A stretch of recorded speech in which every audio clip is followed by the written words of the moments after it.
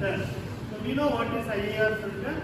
IIR is a closed loop system which is widely used for industrial applications, and we should also know that this is a system where it is a closed loop analysis. Okay, we have a present output depend on past and present input and past output. Okay, that is called an IIR filter. So how do you design this IIR filter? Okay, first you should have the input parameters.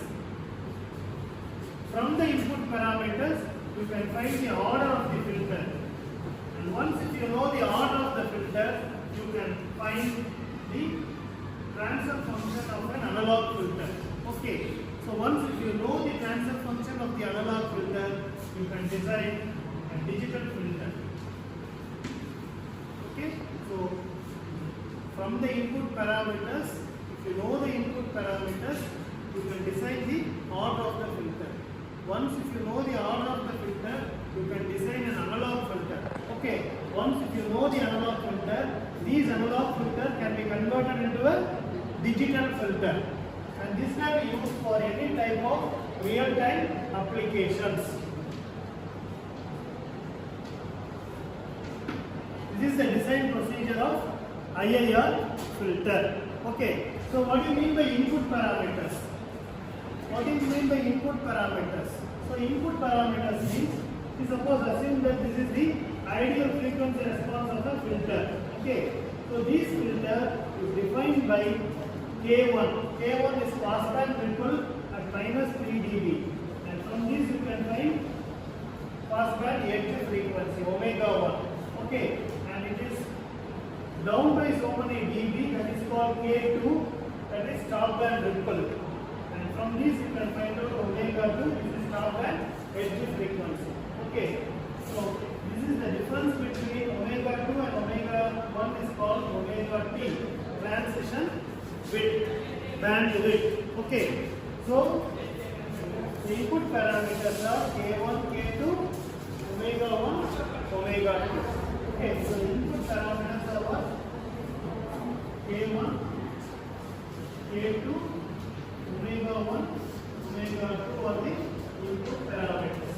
Okay, so K1 is passband ripple, K2 is stopband ripple, omega 1 is passband edge frequency, omega 2 is stopband edge frequency.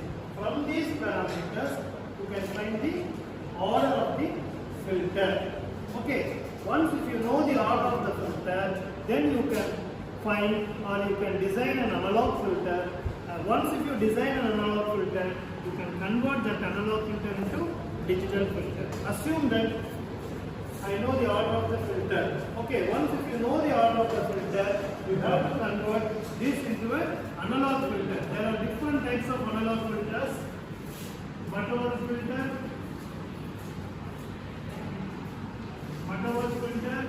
Chebyshev filter,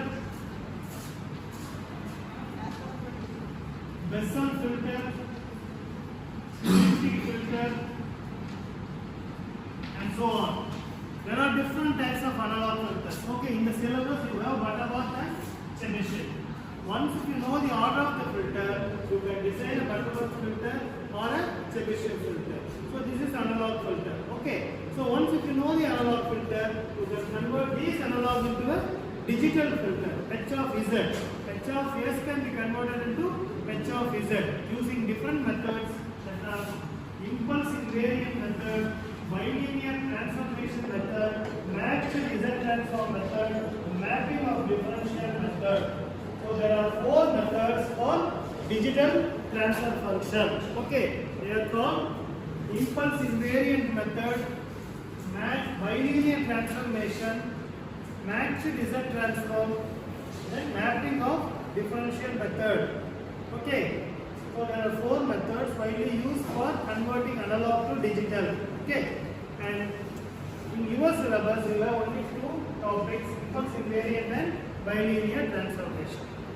Okay, so this is the procedure. And how to find the order of the filter? See, the order of the filter can be found out like this: of log 1 plus k square by